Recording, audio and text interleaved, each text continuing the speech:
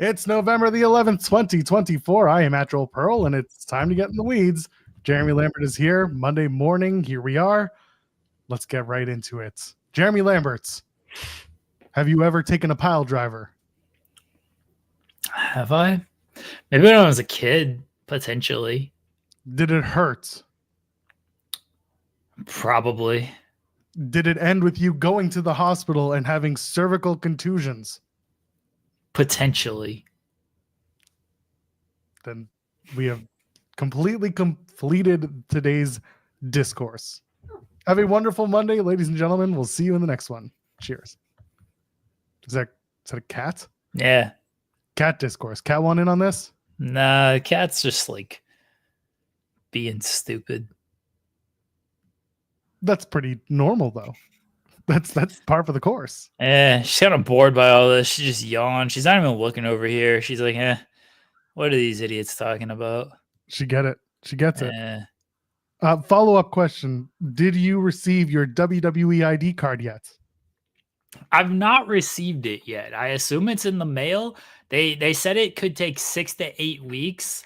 Shipping was way more than I expected it to be. I thought that would be handled, but even the 6 to 8 week shipping was like $20. They want it for the overnight. Oh boy, for the overnight, it was $2,000 to get it overnight shipped. Can you believe that? $2,000 to get the ID overnight shipped. That's insane. $2,000. Oh, the wife has stepped in here to get the cat, and she, of course, can only hear one side of this conversation. So she is just like, what costs $2,000 to get overnight shipped? The WWE ID. Yeah, she's done. She's checked out on this show. You know we're off to a terrible start when the wife is already checked out on the show. What are we gonna do now?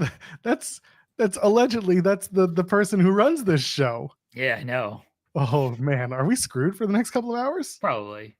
All right, so worst episode ever. I hope you're ready. Jeremy, how was your weekend? Was it chock full of wrestling? You got Saturday. You got a little bit of reprieve thanks to MLW, and then they just put it on your Sunday instead. But how was your weekend otherwise? I think MLW was throwing me a bone with their technical issues. You know, it was like Saturday at 10 o'clock. What are we doing? What are we doing, MLW? Saturday at 10. They're like, you know what? Jeremy's already had a long enough year. Technical issues, everybody. And then they just aired it on Sunday, which was completely fine with me. I was okay. I was okay with that. Shout out to Matthew Justice, was on our show on Wednesday. What do you do when you show up on our show, Jeremy Lambert? You win. Not only do you win championships. And he captured the National Openweight title. So congratulations to Matthew Justice. Again, if you're an independent wrestler and you're on our show, you're probably going to win whatever match you're there to promote. Good for you. Good for you. It was fun. Yeah.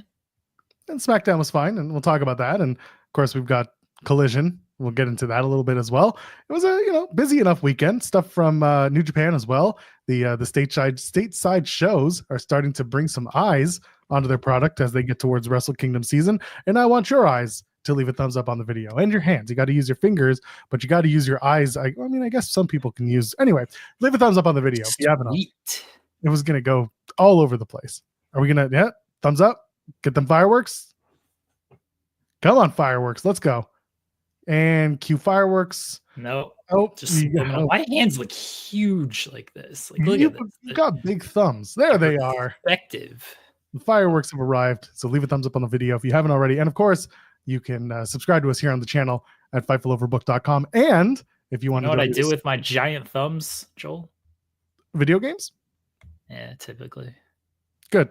Yeah. I've got a Pro controller here. You think you could play on it? It's pretty well sized. These things, pretty chunky. Yeah. I got a new PlayStation controller because the old one was drifting so much. So the wife bought me a new one.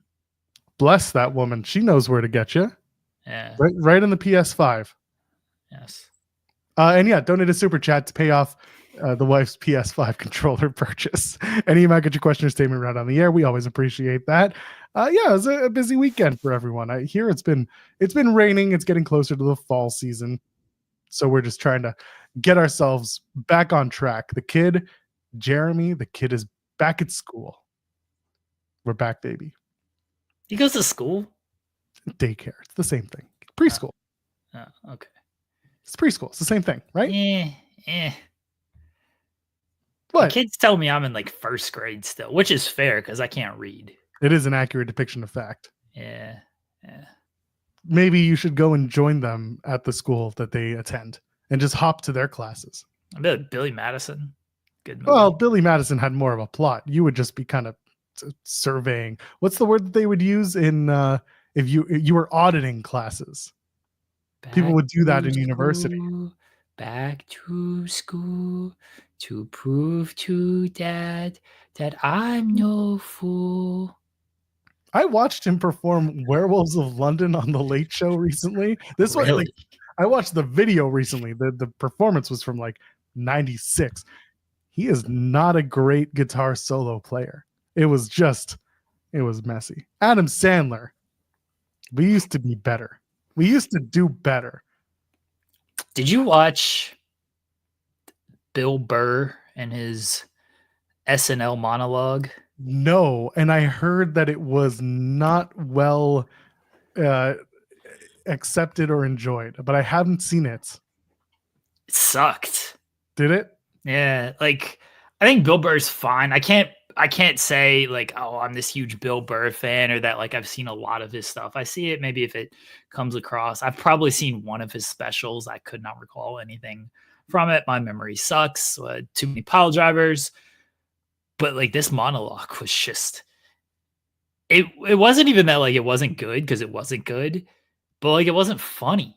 You know? Like I'll forgive stuff if it's funny, obviously, but like it just wasn't funny. He's like, women should stop wearing pantsuits. And I forgot what he said about Trump, but like it just, he was happy at McDonald's. I've never seen him so happy as he was when he's at McDonald's. And then he something about like getting shot at. It just wasn't funny. I was like, okay, like what are we doing here? It's just not funny. Bill Burr he can be funny. He has the ability to be entertaining and funny. But Bill Burr is also not like the not uplifting, but at least like gather around everybody. We're gonna be okay type of funny. You know what I'm trying to say? Right. Bill Burr and he's not divisive either, but like he doesn't come in and like end his shows on a super high, everybody give yourselves a hug and a high five type of finish. He's just, he's very in the moment. He's very like, not situational, but he's very like observational. And yeah, like Senior Nerds saying America needed a laugh and SNL let us down. And a lot of people, you know, they harken back to 2016 when they had Dave Chappelle do the first post-Trump win, and it was really well done because it was done from the vantage point of people who like saw it coming, and Chappelle just knew where to put it. He just knew he knew what it was. And if you listen to Grapsody this past week, like the guys didn't get super into politics, but like Phil pretty much hit it on the head. He's like, nothing. I shouldn't be surprised by this. Like, I'm let down. I'm upset, but go listen to the show. Like you'll get a better understanding. Again, we're two bearded white dudes. We can be supportive and we can have our irons in the fire when it comes to supporting our friends. But a lot of the people who are experiencing this, if we listen to them, we'll understand it better. And in some ways, if we are the comedic type, we can turn a lot of that into fun, into something to laugh about, not at, something to laugh about. And it clearly wasn't where Bill Burr was trying to go. I don't even know where he was trying to go. Like, I understand maybe you don't want to do, hey, it's gonna be okay. 4 years, you know, we'll get through this. Like, fine. Like, you can only say that so many times before people are just like, yeah, sure, whatever. But like, at least be funny when you're doing this monologue. Like, I'm okay if you're just gonna go out here and you're gonna go for like a low hanging kind of fruit and joke type of thing. But if the jokes aren't funny, then I can't I can't laugh. So I just listened to it, and the caption on the video was like, Bill Burr did, comedy makes everybody laugh. Bill Burr tells it like it is, or some nonsense. And I'm just like, just I was waiting to like for a joke, like that's the worst when it's like this 5-minute video and it's like, where's the joke in this? Like when do we get to laugh at all of this? Like I'm fine if like you want to do, like you mentioned Chappelle, and it's been a long time since I've seen that Chappelle monologue. I did recently watch the skit they did, Chappelle and Chris Rock, and so good. Yeah. So good. I did recently watch that, but I forgot the Chappelle monologue. But I do kind of just remember who Kate McKinnon did the really good piano, she did Hillary Clinton and everything. She did a really good sketch like afterwards. Like I'm okay if you're not trying to be funny in the situation and you're just trying to be positive or trying to be uplift, like just trying to give a good speech with that. But if you're trying to be funny, you gotta be funny. And I don't know what the expectation was because, again, Bill Burr he's an acquired taste to a lot of people. It's like having Mark Maron do an opening sketch. Like Mark is an acquired taste. I like listening to his podcast. I think some of his comedy is good, but like he's, kind of an angry old bastard. And like I can find that funny because he's an angry old Jewish bastard. So for me, it's like, oh yeah, I know guys like that. So for Bill Burr to go and do something that is somewhat similar, he's on brand, but just wasn't the brand that people needed at that moment, I don't think. So I'll go back and take a good watch at it, and I'm sure don't waste your time. All right, but the thing is, like, if I can watch it from a different lens, I might enjoy it. But also, I'm, people still very much are handling things the way they are. Don't waste your time. No, the podcast is called WTF, not WHO. WHO is a health organization that hopefully won't be handled poorly in the next few months. Nah, it's all going to be handled poorly. Well, anyway, here we are. We're gonna be paying $1 for 12 dozen eggs though, so that's cool. Well, we all did that bro podcast you like. So where are we gonna start here? Are we gonna start with SmackDown or should we start with something else? The Rock confirms that he pisses in bottles. Where did that start again? I think it was. Was that the interview with Gewurz? I don't think so.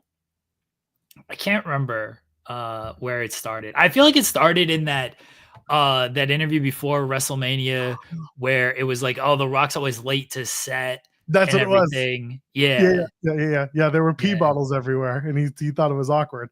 Yeah. It was a habit of peeing into empty water bottles, and it caused awkwardness on the set of Red One. Oh, and Red One's the movie that's good stuff. Yeah, it's from the rap. Thank you, guys. So The Rock is now speaking to Variety. It's a GQ story. And he just says, yeah, that happens, but not that amount, by the way. That was a bananas amount. That's crazy. Ridiculous. Well, you know why he's got to piss in bottles, Joel? Because all the mana's running through him. You got to go. All that mana, it goes through you. That the good shit going through you. You got to piss in the bottles.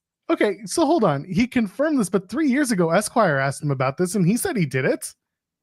Well, so this isn't like breaking news. This is just after someone brought breaking news and the fact that I got to write an article on it. It's 2021. The Rock explains why he pees in water bottles at the gym. This is it. This is exactly what I expected. Now there's going to be hilarious. Now there's going to be an episode of Raw where The Rock is seen peeing, and he's just going to throw all over Roman Reigns. It's going to be dog food part 2 with The Rock's piss.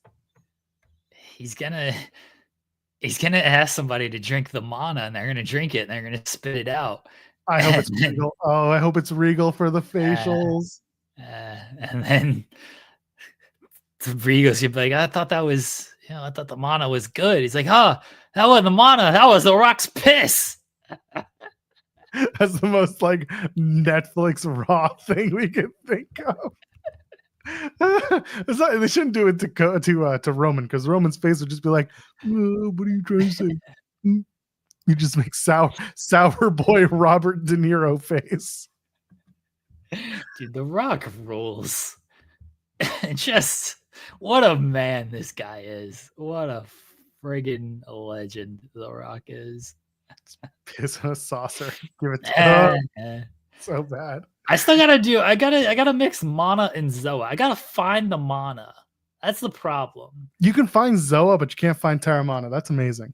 Man, well, I haven't really looked for the Zoa because I've been looking for the Mana first, you know. We got people sending us stuff on Blue Sky. Like, you know, I was at this event and we saw Oh, this. yeah, I saw that. Yeah. Who was this? LP Panther. Thank you, by the way. Yeah. So I saw this Terramana. I had a Globe Life for the LP show last night. And all I could think was Mana, the final boss, the thing that we play. It was a Terramana like poster. Man, we need more of that. Bless the Rock. I gotta find some. Gotta find some Mana. Gotta find some Mana. You need to drink either to get through a screening of Red One. Oh God, that movie looks wild. Like, I know it's a Christmas movie. I kind of want to see it, but I don't know if I probably won't. You're on your own. I'm sorry. I don't know. It looks insane. Who knows? Maybe The Rock's going to come out here and he'll be the fifth man in Wargames. Who am I kidding? I'm sorry. Okay, why is this the thumbnail? I feel like I ask this like every day now, but why is this the thumbnail? Because actually this got a little more interesting, because if you listen to the Fightful Select, if you listen to Fightful Select not the Weekender, sorry, the Backstage Pod or whatever Sean calls the Monday morning one now, he did the Q&A. And actually, this was not why I did the thumbnail. But Sean basically said that, you know, WWE subtly hinted that it could be 5-on-5. That doesn't mean it will. It doesn't mean it is. I know you and I have spoken for a while about this being a 4-on-4 and making the most sense. But I wouldn't put it past WWE to shoo in a fifth person just to do it. I don't want them to, but conspicuous by his absence on Friday was Cody Rhodes. Didn't really see much of him. KO and Randy Orton are doing their thing, but I don't know. On the other hand, I see a lot of people talking about a 5-on-5 War Games and trying to shoehorn Hikuleo and Lance on Hawaii, but again, Lance is injured, so you won't be seeing him. And Hikuleo is just like he's not that guy yet. I don't know if you put him into a War Games match as his like first appearance in a WWE ring. So that's kind of where I'm at. I think that on Friday they were using the Sami Zayn beat to make it look like it was going to be 5-on-5, but really the match is 4-on-4.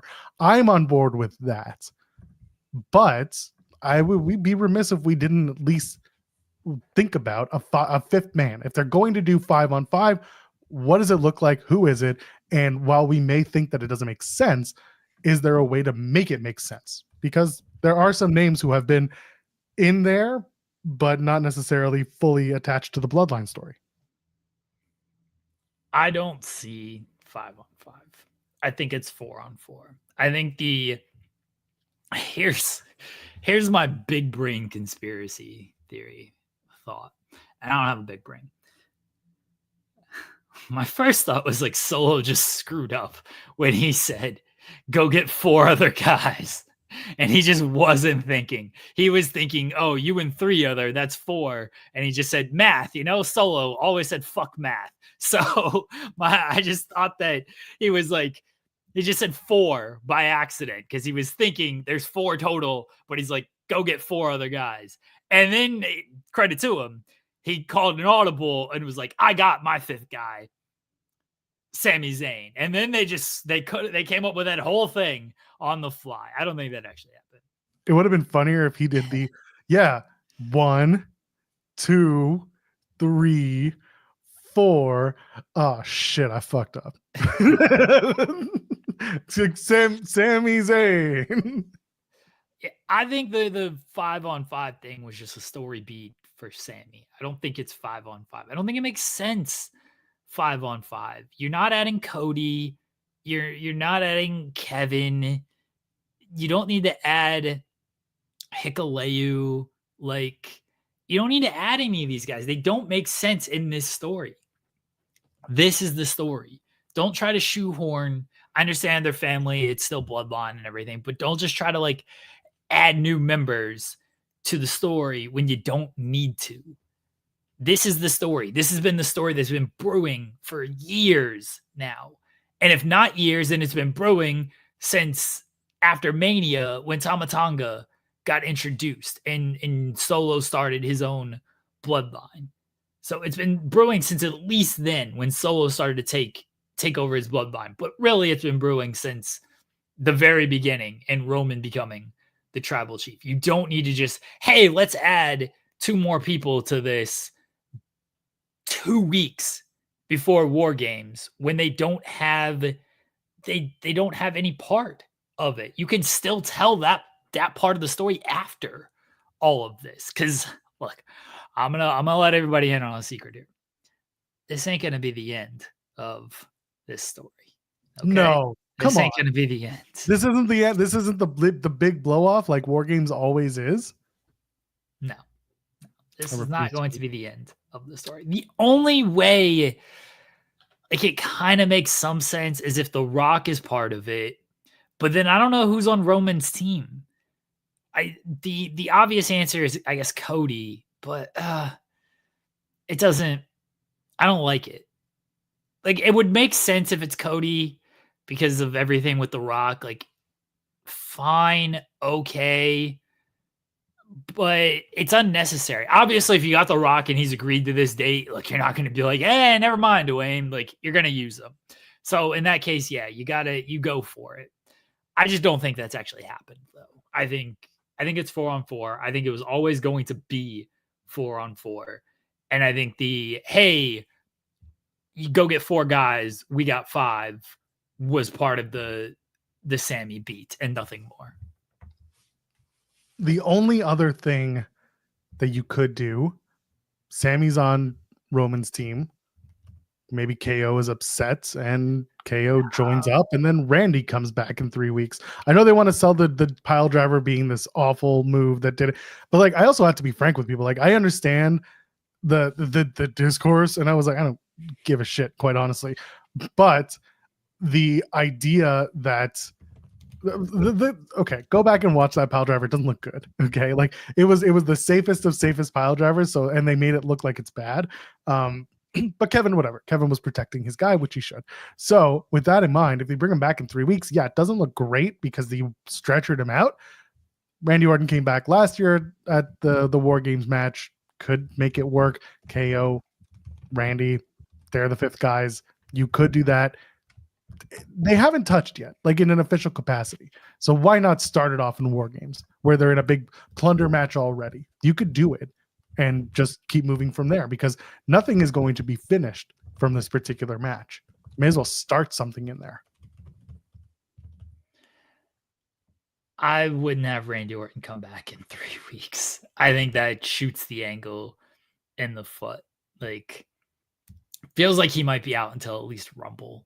Because they're gonna do Kevin and Cody. Kevin and Cody feels like maybe you don't do that at Survivor Series because you got a big enough card right there. Maybe that's Saturday night's main event because you want to have something pretty big on that show. Although you might get Roman and Solo 1-on-1 in that on that show as well. But it feels like Randy's gonna be out until potentially Rumble. I definitely wouldn't have him come back in 3. That was way too big of an angle. They put way too much into that and just be like, anyway, 3 weeks later, here's Randy Orton. Yeah, no, I agree with you. Listen, I'm all about this one. Shane Maguso. that's the one right there. But yeah, that's the thing why I'm saying I don't necessarily think that having Randy come back so quickly after doing a stretcher job and it's his neck and it's his back and yada yada, like you are trying to sell the effects of how dangerous the move is.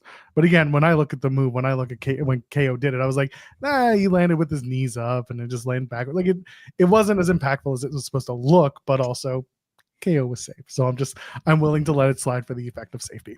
But yeah, I'm completely of the agreement that it should be 4-on-4 and that it should stay that way. I don't think you need to mix stories to get there. People have mentioned Braun Breaker because of the Intercontinental Championship stuff, but like it hasn't been a thing. And the Intercontinental Championship hasn't been like a Wait, blood. Braun Breaker in this match? Who's saying that? There were some people who think Braun Breaker should be in there because Braun won the Intercontinental Championship because of all the bloodline interference and that he would join with Solo Squad. And my feeling was Braun isn't part of this. Braun was someone who benefited from the storyline against, like from Jay being in a storyline against his family. Braun got a win out of that. He didn't join or make family ties out of it. That's all that was. But there are people who think that Braun should be joining that team, and I disagree. I don't think they should. Those people should not be allowed to have ideas. Well, all right then. No, Braun Breaker doesn't make any sense. I agree. Again, it's out there though. No, I know. I've not seen that. You gotta unfollow those people, Joel. You gotta stop. There are a lot of people out there who believe it. Trust me. A lot more than you know. I mean, I'm sure of it. Again, I see a lot less than people may think that I see. No, Braun Breaker being part of it makes absolutely no. There's no one that makes sense. Like, The Rock and Cody. If you can go that route, if they are available, mainly if The Rock is available, fine. You can make that make sense. Hikuleu and Lance Anoa'i, like and Hawaii, sorry, like they make sense, but it's too soon to bring them in. Like it doesn't. It's unnecessary to bring them in for this. Kevin and Randy doesn't make sense for this. Like Kevin's doing his own thing with Cody and Randy. He doesn't need to be upset with Sammy right now. You can obviously get to that, but for right now, Kevin is rightfully more concerned with Randy and Cody. So let him deal with that instead of, hey, let me be part of. Because why would Kevin even want to be friends with Solo? Like, why would he want to like be part of that team anyway? Like, this is why Kevin's is a loner right now. He shouldn't be trying to team up with anybody. Kevin should be upset with Sammy for going back to Roman because of all the things that Roman did to Sammy and to KO. That's the dividing like force. That's a combining force as well. Is that Kevin is upset that Sammy, his best friend, went to Roman. Yes, I agree with that, but that doesn't, to me, that's not enough to be like, I'm so upset at you for going back to Roman. I'm going to now join up with Solo and this bloodline, who he's also been feuding with, by the way, over the past, few months since this bloodline came in, because he was teaming with Randy and Cody against them. Instead, that's Kevin's very upset with Sammy. Anyway, go be stupid and see how you get treated. And when they toss you out, like I know they will, I'm going to be here to kick you while you're down. That's the current direction of Kevin Owens, not I'm so mad at you, I'm now also going to team up with Solo. That doesn't make any sense. Okay. Yeah, I can get behind that. There's also like this over encompassing reality that the team, like the Roman Reigns, the OG Bloodline team, Reigns is still not a babyface. Roman Reigns is getting cheered, but he's still a giant piece of shit. Like to the point where his entire team or the people who would become his team were like, screw you. This is your one warning. I'm out. That was, he didn't, and Reigns didn't apologize. Reigns didn't make amends. Like nothing has happened in that world. And that's why I need, or I hope that they start at least giving Reigns some sort of babyface reasoning. And I don't want him to look weak necessarily, but I don't think apologies are weak. I think that if you're trying to get across the idea that you feel remorse for some of the things you did, but you do not regret your ascent to the top, there's a way to do it and like balance while still getting cheered. Because if you're just going to be a piece of garbage, no one should cheer you just because you did a thing that I liked. I'm hoping that they start getting to the point where Roman has to do something. He has to save somebody because he wants to, not because his cousin is like, you said. I hope that Roman starts doing something that'll get to people wanting to cheer him properly. I'm in agreement with you because it did feel that Sammy was just kind of forgiving with everything by putting the one up when Roman didn't apologize or anything. Like he was still Roman. He came out there at the beginning and was like, sorry you wasted my time with this dumb shit. Like this is only about Solo. This is who I want.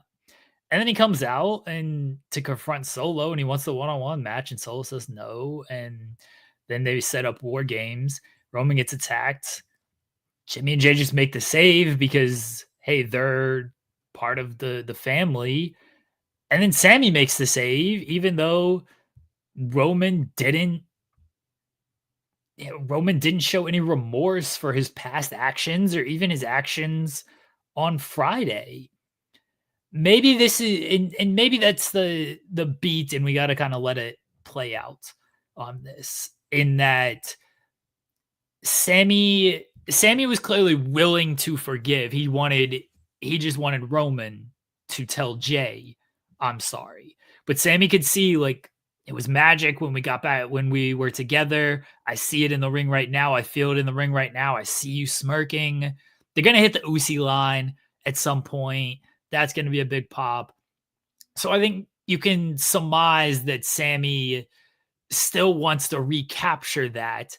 And he saw Jay making the save. So he's like, okay, if Jay is still willing to do this, I got to be willing to do this. But I do think there should, at least from Sammy's perspective, there should be some pushing Roman towards, hey, you got to like apologize. You got to still show remorse for these actions. And whether or not Roman does that remains to be seen. I still think Paul Heyman, that return comes, and that's when Roman maybe, I don't say falls in line, but that's when Roman might get pushed the way he needs to go. It's not going to come from Sammy. I'm not even sure it's going to come from Jay. Certainly won't come from Jimmy.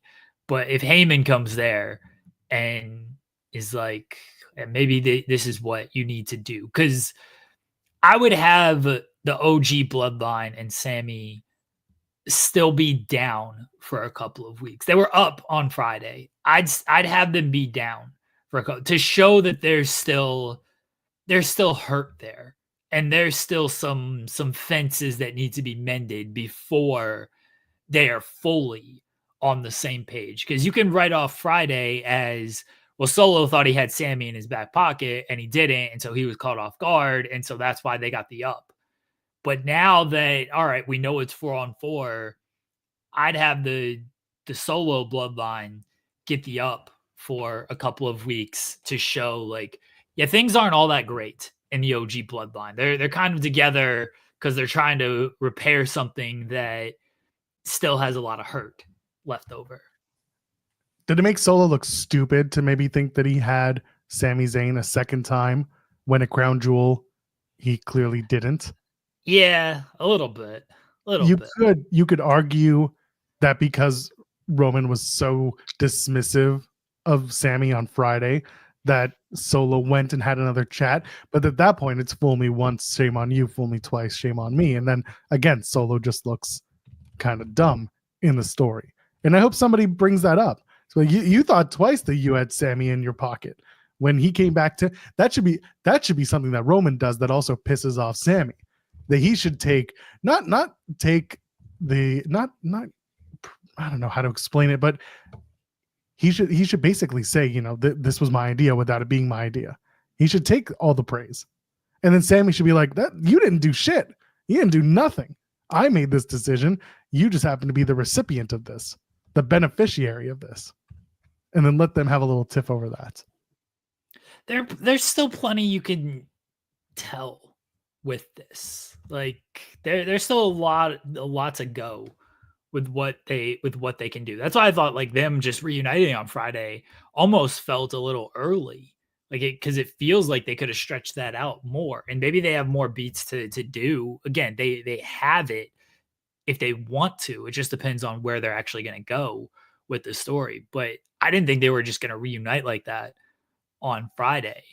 I don't think it was wrong. I don't think it was a bad call or anything. We'll just have to see what the ensuing weeks kind of play out and what they do. Again, I would not add anybody to this. I would keep it going with these 4 and tell the story with these 4.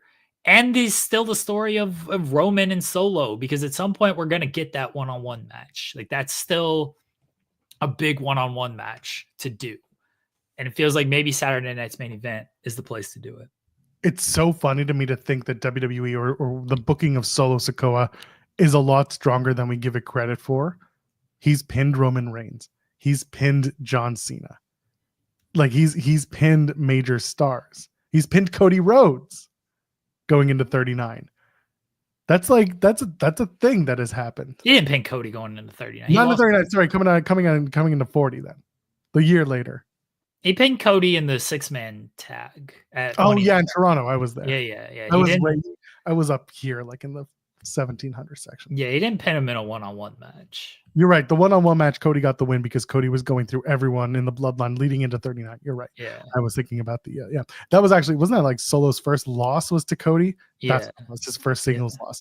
Regardless, the point is Solo still continues to pin these major top stars in WWE. So like, they're not burying him and they're not making him look bad. He's not being presented as strongly as he could, but I still think there's plenty of time to get there with him. He's doing certain things, like he's learning. I always go back to, and I hate that I can't remember, maybe it was Raj Daji talking to Jericho about his title run and being like, nobody remembers the first one. You know, your first one, you're just figuring out how to be world champion. Nobody ever remembers what that is. And then the second time you do it, if you get it, then you get the opportunity to show off the things you've learned being on top and get better at it. Solo hasn't been world champion, but he has been at the top of the card consistently for this run. And I'm looking forward to how they kind of keep that momentum going as he gets more acclimated to like this role, because he's going to have to grow into himself because he's not fully there yet. He's figured it out a lot more in recent weeks. Like when they try to present him as like a serious kind of person, no one fully buys that. But when he does like the laughing, like sarcastic thing, I said when he did the ticket thing with Jacob Fatu, he's like, I got two. I was like, oh, that's good stuff. Like he's showing some personality on that, because him just being stoic, oh, I'm the new tribal chief, it didn't really work because it wasn't backed up with enough victories. Even though he did pin Cody in the 6-man tag, the problem was after he beat Cena, he just lost all the time after that. Like there was no momentum building after that. And then, he pinned Cody, but going into that, there wasn't a whole lot of momentum for him. And then he lost at SummerSlam. Jacob Fatu came in and everyone was like, oh, this is the real guy. By the way, that promo by Jacob Fatu was fantastic. Yep. On Friday. So he came in and was like, oh, this is the real guy. But now that Solo is showing some more of like the sarcastic personality, people I think are buying it a little bit more. And I said it after SummerSlam. What they've done with Solo has worked in that it's made you cheer for Roman. Maybe it hasn't fully gotten Solo over as this top heel that they were hoping for, and this credible heel that like, oh yeah, you can throw him in there against anybody and people are like, this is a killer. He's gonna win. Everything's good. But the job they did in making him this person you despise and making Roman Reigns the conquering guy, like, we want Roman, F you Solo. They did a good job there. And the crowd reaction like confirms they did a good job there, because Roman, we were all waiting for that return. The we want Roman chants were every single time Solo was out there. And they did a good job through taking out Jimmy, through taking out Paul Heyman, through calling himself the tribal chief and having the Olafala, even if he wasn't getting on-screen victories. They did strong work with the segments with him to at least get you to this point with Roman. And now that Roman's back, like he's done what Roman does. Now it's going to rule when Solo gives Jacob Fatu his first pinfall loss next year. Think I'm joking. It's going to happen. I don't think that's going to happen. We'll see. What should we hit next? Women's title, women's US title. They've been announced. It's going to be a floating title, at least for now. This is, I mean, not a huge shock if you subscribe to Select, and it's been something that's been talked about for a while, but they finally announced it. My immediate thoughts were, I don't know if you need another title. I also understand the value of having something in the women's division that's mid-card. However, you got tag titles, and you don't put much emphasis into those. That's my major concern. You got an NXT Women's North American Championship, which is new. It has time to build, but you kind of hope that maybe that is what they base it on, is you have this wealth of talent. You want to see it as the grower's belt, the belt that people win and then move up on when they're finished. But we'll see. Right now, I don't have huge hopes for it. I just wish they would build better competitors through matches and stories, and not every belt or not every story needs a belt attached to it. So your thoughts on the US title and when that was announced? It was cool. It was nice. Now you have to make it meaningful and not just a prop. And that's the concern with really any title, is you can't just make it a prop. Like, there's got to be something, a story that goes into it. And look, there's stories you can tell with a mid-card championship. They do a good job for the most part with the men's US title and the men's Intercontinental Championship. But if you're just going to be like, if it's just going to be a prop, well, you can use anything as a prop. Like, it doesn't have to be an actual title. So, we'll see how they end up doing this. Because here's the thing. Would the Chelsea Green and Michin feud have been better if you added this title to it? Or would it have been about the same? And I think you can say it would have been potentially just about the same, because they gave that feud some substance. They gave that feud some story. That's all you got to do, is give feud substance and story. You don't need to add a title to it to do this. This is what people complain about with AEW. It's like, oh, here's the title, here's the title, here's the title. But if there's no actual substance and story with the title, and the title becomes meaningless and people dismiss it. So that's what WWE has to avoid, is just making it, hey, here's the title, let's change it, or you're fighting over this title, but there's nothing behind it. It's just the title's on the line. Okay, cool. That's what the women's tag team titles have become far too often over the years. It's just they're there. So you do matches and you try to make them important, or you try to make them sound important because there's a title on the line. But there's been no real substance to why people are going after these titles, or why people are earning shots at these titles. They're just kind of getting them. This is kind of this is the same, or at least similar conversation to, you do a men's War Games match, therefore you have to do a women's War Games match, but you don't. Not everything needs to be 50-50'd when it doesn't call for it. If there's a women's War Games match, what is the match and what's the point of it? There is no prevailing feud with 5 women, especially now that your number one feud on Raw, for example, with Rhea Ripley being out, that's gone to shit. You can't do anything with it. So instead, you can't just make things matter. And this is kind of the problem that I find with the women's division having to play catch up to the men's, where the men's division already has. We have US Championship and Continental Championship. Then we did the speed title. Now we did the women's speed title. And now we're going to do, and this isn't me saying like you don't do a 1-for-1, the men's versus the women's. I'd actually rather they fold one of the men's singles championships and then make the US or Intercontinental Championship a floating belt if you really wanted to, and have the women's variant also be a floating belt. If you're going to go that far, you may as well. I don't want a women's Intercontinental Championship to also be made out of this, because now we're going to make the brands 2 separate entities once the Netflix stuff starts. I don't love a belt for belt's sake. The Michin and Chelsea Green storyline worked because it had a story in it. They were feuding. They were wanting to be better than the other. Chelsea doing those vignettes in Florida with the trash and everything, like that made it entertaining. And that's something that I loved about wrestling from like, the way back when, was that sometimes the feud was always to go up the card, but it was never about, you have this belt and I want it. Sometimes it was just, I'm better than you, and my victory over you will make it known that I can go on to bigger and better challenges. And I wish that we did that instead of, you have a belt, therefore I matter. I'd rather they just do good stories, not just belt stories. I'm with you. But if you can do a story with the belt, then okay. And that's why I brought up the Micha and Chelsea Green example.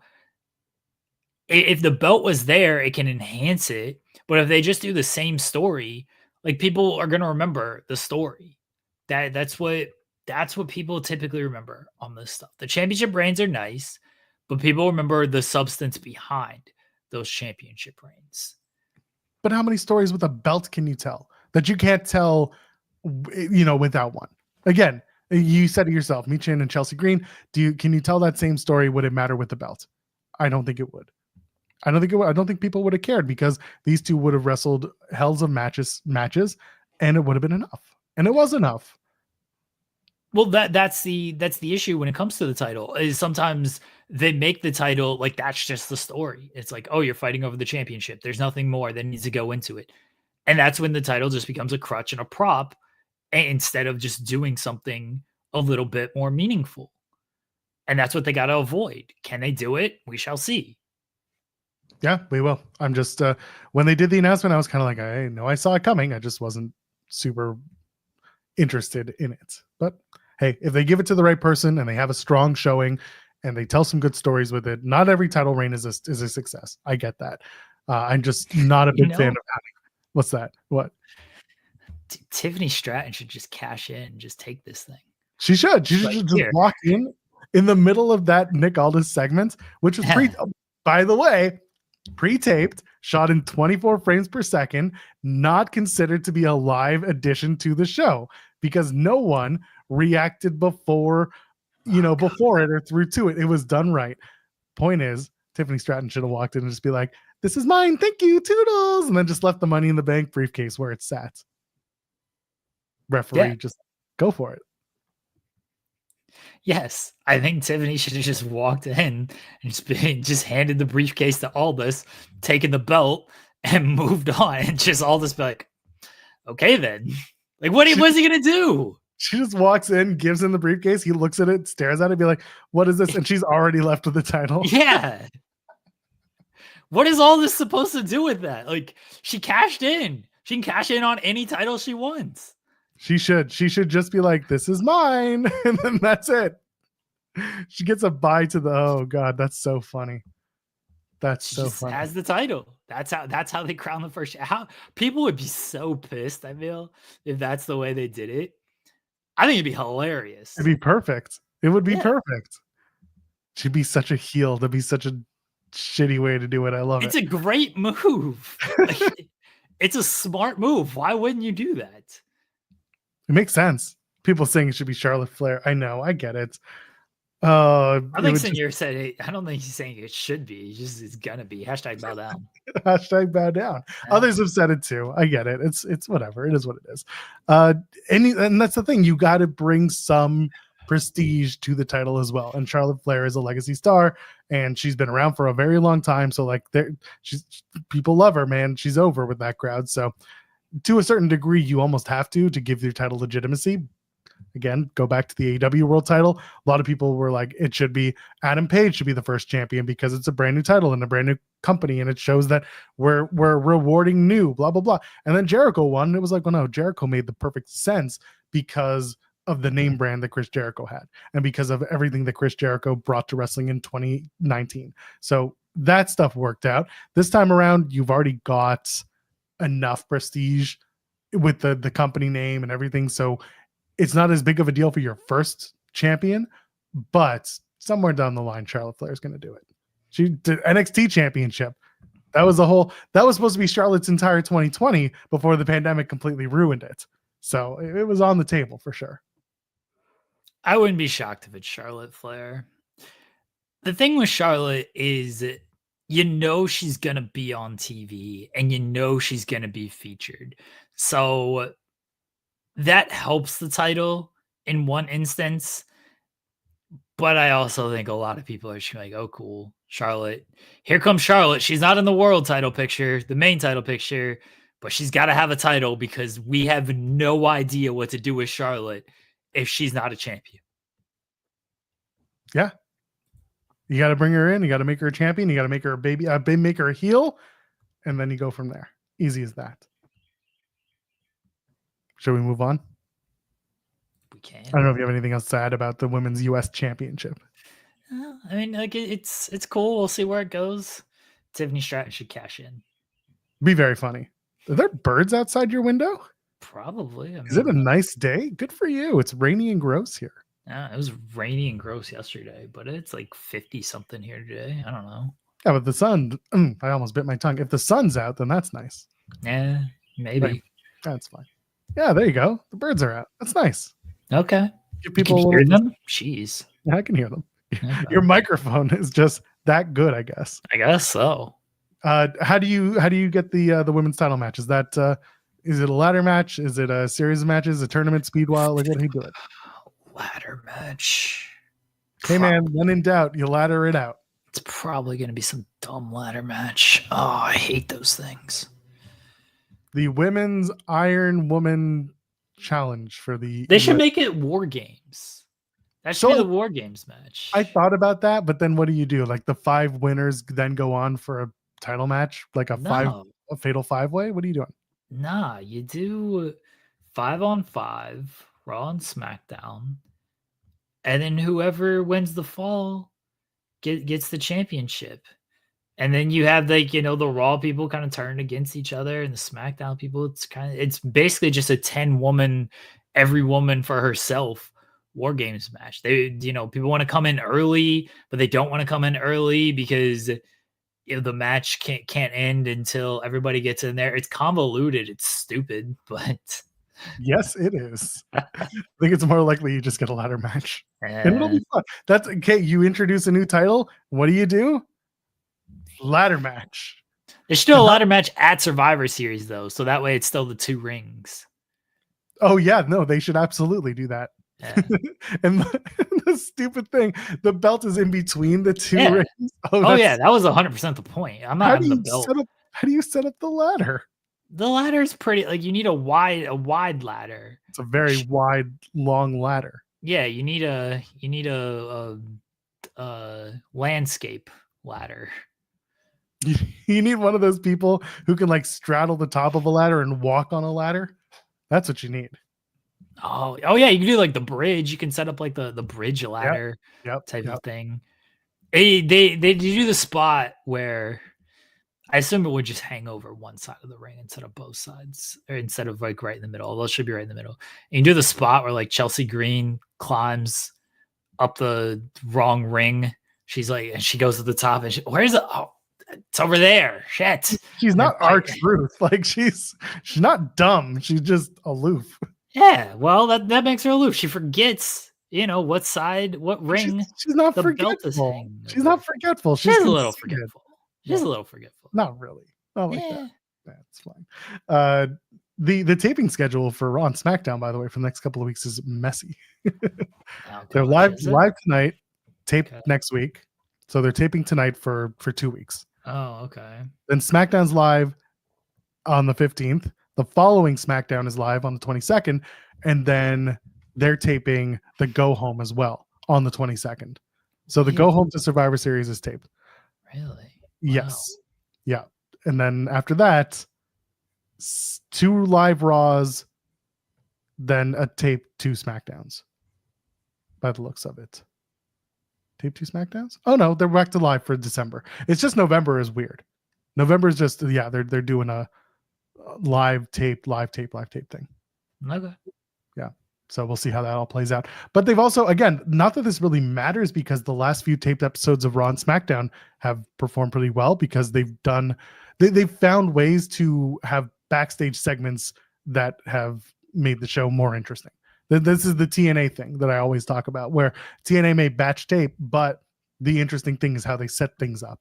And they do that by not showing the audience what's going on backstage when they tape those segments.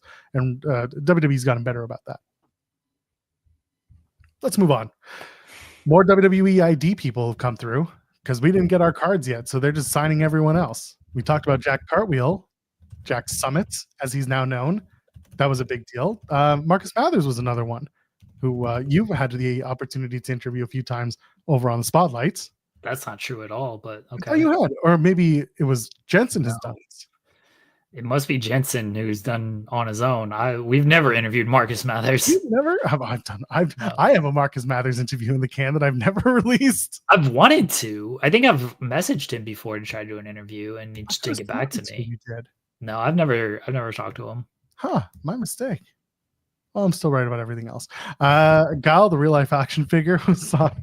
Did you see the promo that he cut after he was given his contract? Yeah. Going to be a lot of work to be done with some of those people. Sam Holloway. Sam Holloway is a good one. And Sean Legacy was the other one who was recently attacked. And Zara Zakher. I don't know her. Are you familiar with Zara Zakher? She actually wrestled yesterday in a it was DDT, Defy, and Tokyo Joshi. It was a good joint event that they did. I've seen clips and stuff of her, but I can't say I've seen like a ton of her work. That's really my thoughts on a lot of these people. I've seen clips. The people I'm most familiar with are obviously Jack and Marcus Mathers. Those are the two names that I'm most familiar with. Everybody else, it's basically just I've seen clips of them. Yeah, the thing with Gal, I was like, oh, I know who you are. I know who you are. But yeah, it's good. New names coming up. It's going to be interesting to see how they operate with their new deals. But figured we'd do an update there because they do exist and they are getting signed and WWE. So, okay, well, thank you for the update. Now let's talk a little bit about it. So people are concerned of, oh, the WWE ID people aren't going to lose. Jack Cartwheel lost to Nick Wayne. Jack Cartwheel can't win at any show, though. Like in any GCW show, he's just a big old loser. So Jack Cartwheel lost to Nick Wayne. So we can go ahead and dead the, oh, they're not going to lose gimmick there. Apparently, reportedly, the kind of deal is WWE just basically has right of first refusal. So if a company wants to offer, a contract to one of these people, WWE can say, no, we actually we'll do a deal with you.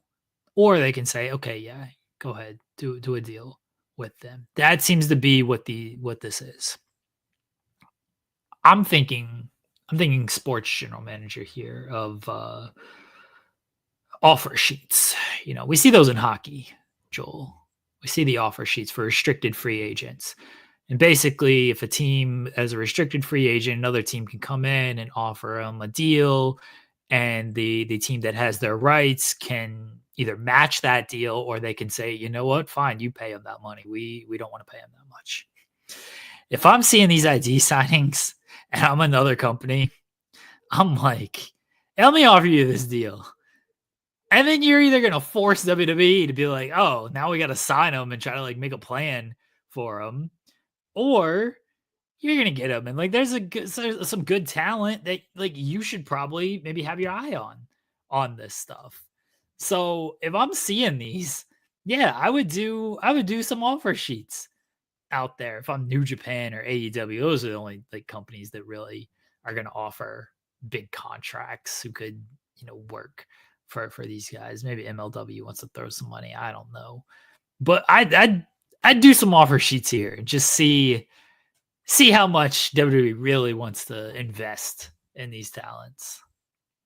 It's going to be very funny when one of them's like, I got offered a Ring of Honor contract. And they're like, the hell you have? Oh, wait, it's for how much? Congratulations on your Ring of Honor contract.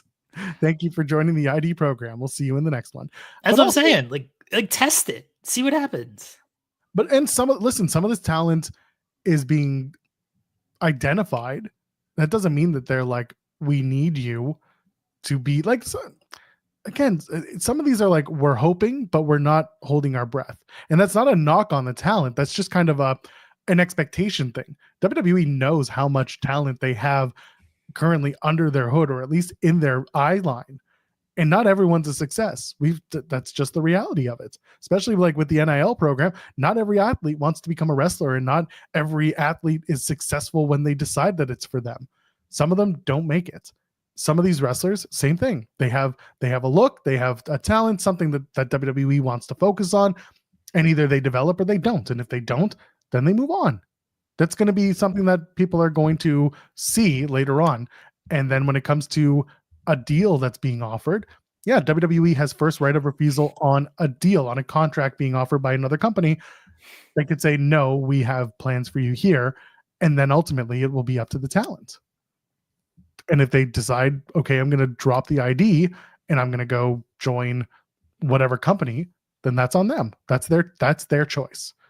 WWE ID is more just, it seems like it's a leg up. It seems like it's also, again, a financial incentive to maybe work on the things you need to work on and focus on wrestling as number one. And then from there, WWE decides, and the talent, whether or not this is a long-term investment or a short-term deal. That's it. Is it the talent's choice? This is one thing I'd be curious about. Is, let's say, we're just throwing hypotheticals out there. Sure. We'll use, again, Jack Cartwheel. Let's say Ring of Honor comes to him and is like, we'll give you $500,000 per year. Ring of Honor / AEW, right? I realize that's a very high number. I understand that. I say bye-bye, WWE ID. Right. But does WWE, is their right of first refusal, did they have to match that? Or does he get signed to an entry-level WWE deal, let's say $100,000 per year? Like, that's what I'd be very curious about. Is it a matching deal, or is it you get an entry-level WWE deal off of this? Because again, if I'm doing matching deals, I'm probably offering a little high to see how serious WWE is about this. And you can find a spot for Jack on ROH or AEW programming. You can easily find a spot for him on ROH programming, but you can even find a spot for him on like Collision and Rampage and stuff. Yeah, listen, there is a possibility that they don't have much say in it, but who knows? I don't know what their breaking of the contract looks like. It could be as easy as saying we're out, we're done, or it could be more. Again, if there's also a possibility that, as you bring this up, like, if someone comes up to a talent and says, we're going to overpay you, and it is a test to see if WWE is serious about you, the WWE could be like, you really want to take this money? This is like, here are your two options. Like, you can take the money and go, or we're going to pay you less, but here are, maybe they're going to tell them, these are our plans for you. And again, at that point, it's up to the talent whether or not they believe it, or if they think that that's actually viable, if whatever they care about.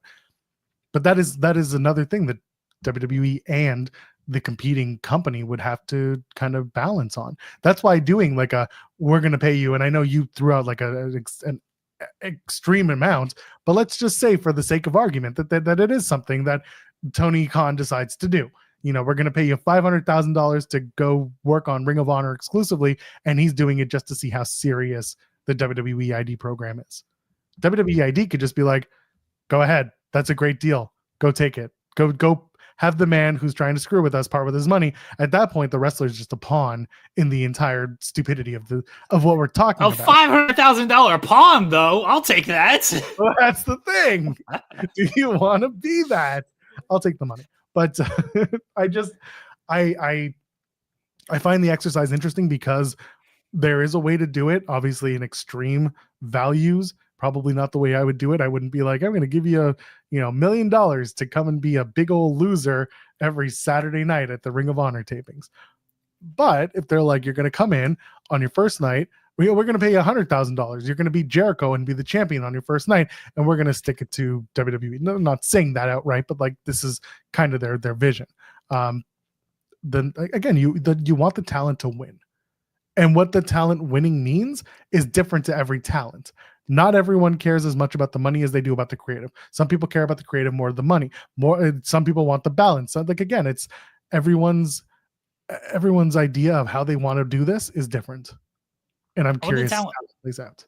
I want the talent to win. I want the talent to have a choice. That's largely what I'm getting at here, because, again, to use my extreme example, if Cappuccino Jones is offered $500,000 and WWE is like, well, no, we have right of first refusal, we're just going to sign you to our entry level deal, the talent technically doesn't have a choice. I guess their choice was they decided to sign with this, but that's why I'm curious of how it works. Did they sign this WWE ID deal knowing that no matter what AEW, New Japan, any other company offered them, that WWE could refuse that and give them their entry level contract? AEW could have come to them with $1 million offer, and no matter what that offer was, WWE could have been like, nope, we want you under our deal, but you are only under our deal as an entry level deal.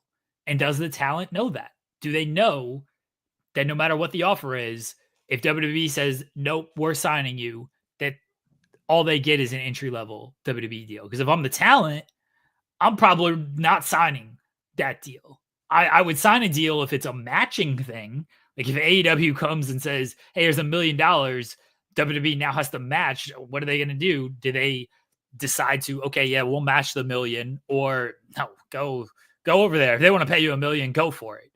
Like, does the talent have a choice in this matter? They must, in at least the fact where they understand what the entry level deal is. And again, we don't have eyes on their contract, on this ID contract. We don't know if they're just going to offer you the straight up NXT, everyone makes the same on their way in type of deal. We don't. And as a result, that could also change the entire conversation. Going back to Cappuccino Jones, if you really want to court him over to AEW, every single morning, 8:30 in the morning, he gets a phone call, and it's from a New York number, and he picks it up, and he says, "What's up?"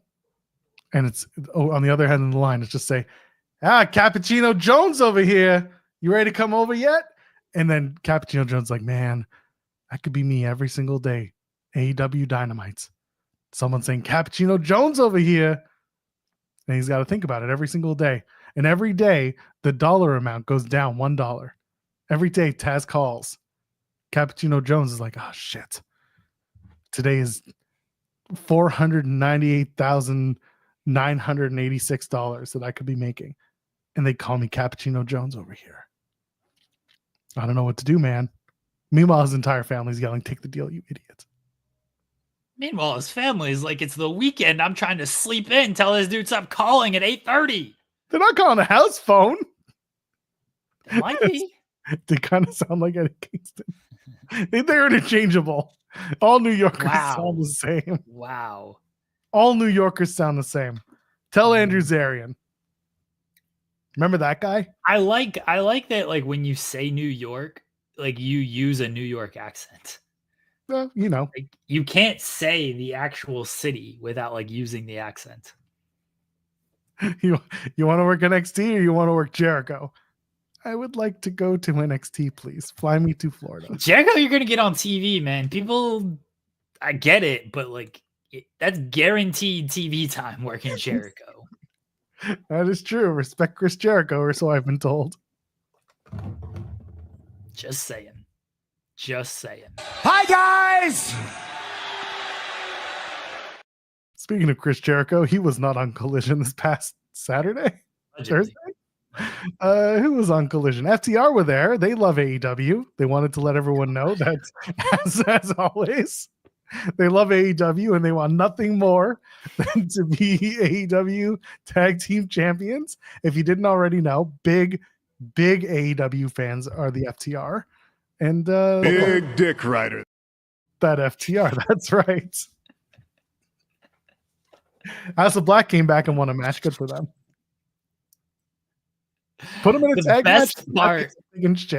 The best part was FTR was like, who are we gonna face? And the Malachi goes, good luck. And then the AEW graphics department is like, anyway, you're facing Malachi and Brody. So funny. Did they talk about putting food on their table? They probably did. It's just, oh man. Man, bless FTR. They try to make everything the most meaningful thing in the world of like, oh, we fought so hard for these titles and everything. It's like, yes, we get it. We get it, guys. We understand. We understand. You know, like at some point, you gotta do a different promo though. Well, yeah, you'd think so, but hey, it works for Adam Cole, so it works for FTR. Zeno Howard saying Collision this week actually advanced storylines, except for Roddy and Beast. That sucked. Here's the thing. As a match, I ended up really enjoying Roderick Strong and Beast Mortos because in the match, I like that Beast Mortos is like, crisis of conscience. I don't know how to feel about beating up my friend. I actually kind of liked it. And there were parts of, listen, Collision was fine. There was nothing that I was like completely in love with, but this match, it was fine. Roderick Strong gets another win. Beast Mortos loses like a big old bitch, but at least he's there. Yeah, general thoughts on Collision before we dig in. That Roddy Strong and Beast Mortos stuff is just, it makes no sense. They're best friends. They have candy. Halloween. They have candy, but then Beast Mortos just with LFI anyway. It's whatever. Collision was a fine show. Like there was nothing bad about it. It feels like a very mundane show. There's nothing technically wrong with it. I'm gonna go back to just like Tony using EWR, TEW booking. Tony puts these matches in his database, and like they come out, and it makes sense. There's no road agent notes of like you've used this person too much. You know he's advancing the storylines. He gets the bonus for advancing multiple storylines and everything. He sees little numbers ticking up on the side of like, oh, this person's getting over a little bit because they're getting wins. Like there's nothing wrong with what he's doing. It just feels very formulaic. And this goes back to kind of my concession on Friday. Daniel Garcia was fighting against Moxley and all these dudes like 2 weeks ago. And now he's just like, anyway, Jack Perry, I want this TNT title. And he's completely forgotten about the Moxley Private Party. They were fighting against these dudes 2 weeks ago. They were in the parking lot waiting for him. And now they're just chilling, eating their grapes and drinking their wine while the Outrunners beat Top Flight, who just keep losing and they keep acting like it's supposed to matter, but like it really doesn't. It just feels like he's plugging in the stuff and it all is fine. There's nothing wrong with it, but it doesn't feel like a lot of stuff happens of consequence on Collision. But it's not a bad show. It just feels like an inconsequential show. It's good, but I'm just like, all right, if you miss it, you can kind of just read what happens, and then you're good. You don't really feel like you need to see what's going on. Yeah, a lot of the notes that I have are mostly like stuff that happened backstage, stuff that they filmed for backstage. Like the stuff with MXM is funny. They're gonna do stuff with John Hennigan moving forward. That's fine with the, what are they calling him? Johnny TV. Sure. And it's fun. And they did, MXM are just funny, and I'm fine with that. And they did the whole like, they did John's pose and then it got wheeled off by the guy who pushed him into frame. And it was silly, stupid shit that I liked. But other than that, like I'm watching the show and it's mostly the segments that are in my notes, like the Anna Jay, Mariah May stuff. I thought Mariah May had a good segment talking about how she hates women's wrestling and how she's going to be she's going to cause the death of women's wrestling. And then Anna Jay challenges Mariah May to another match. And then Anna Jay gives the stipulation. And I was like, come on. She did the, if I lose, I won't challenge for the women's championship as long as you are still the champion. I hate that. I hate that stipulation. I get that it's an out from doing what they did with Cody, but like, I'm not a fan of those stipulations. Mariah May could and should lose it to Anna Jay, but also they're building to Grand Slam. They're building to February. We haven't seen Toni Storm on TV on AEW for the last few months since All In. So here we are. holding pattern. Is Mariah May not going to wrestle at Full Gear? Apparently, like, she's not on the promotional stuff, and it seems to be, again, this was the good and bad of like having the two women's champions being who they are and as strong as they are, is that they're trying to balance the TBS title with Mercedes as an A tier story, and the women's world champion with Mariah May as an A tier story. But the problem is Mercedes A tier as the champion, Mariah A tier champion as the story, and her dance partner is nowhere to be found. Mercedes being A tier champion is fine. So as a result, you have to start booking your A tier matches around Mercedes. And the first one that's coming up is, the next one that's coming up is Chris Statlander. Could you do another women's world championship match? Sure. You could argue that the Anna Jay match should have been that. Yes. Like, why wouldn't it have been? I don't know. And again, I'm not the person in the room. You could have done it at Full Gear. Unless they're planning to do a big shock moment where like Anna Jay wins it, Mariah May turns around and challenges back for the title at Full Gear, and that's what happens. I don't know. Someone saying in the chat, Mina's also scheduled to be on the show on Wednesday. Maybe that's the start of the Mariah May Mina story that people have been waiting for, rightfully so, since God forbidden door at this point. If they do Mina and Mariah at Full Gear, okay, that I'm okay with. But if you just don't have Mariah on Full Gear, or you just give her basically a challenger of the show, like you do some 4-way match or whatever you might do on Dynamite, and like, oh, they earn a women's championship match against Mariah, that doesn't make any sense to me. Just do the Anna Jay match in that case. But if they do Mina, I'm okay with that. There's no reason to not have both of these matches on this show, though. Like that's where they've sort of missed on the last two pay-per-views, is it's been one or the other. It was Mercedes at All Out. There was no Mariah May match. And then it was Mariah at Wrestle Dynasty. There was no Mercedes match. Like, it's okay to do both. You can have both of these titles on the line. But right now, unless something changes, and again, they can do the Mina match. Right now, it's just Mercedes. So... And Wrestle Dream, that was just Mariah and Willow. They didn't have another women's match on that show. Main card, I know Anna Jay beat Harley Cameron in the pre-show. Main card, one women's match. At least they had Willow and Chris at All Out along with the Mercedes match. You can't do one women's match on main card again for Full Gear. Like, you gotta give a second one on there. One, that's not a great look to just do one. It's just not. Yeah, and they've been lacking lately with their women's division, like spotlighting the women's division lately. So I'm hoping that they do something with the Mina story. They have a couple of weeks to get there. This is the part where Tony likes to sprint to making a bunch of matches up until the last minute for the pay-per-view. When is the Anna Jay match? Next week? Next Collision? Yeah. Technically this week. Yeah, technically this Saturday. week.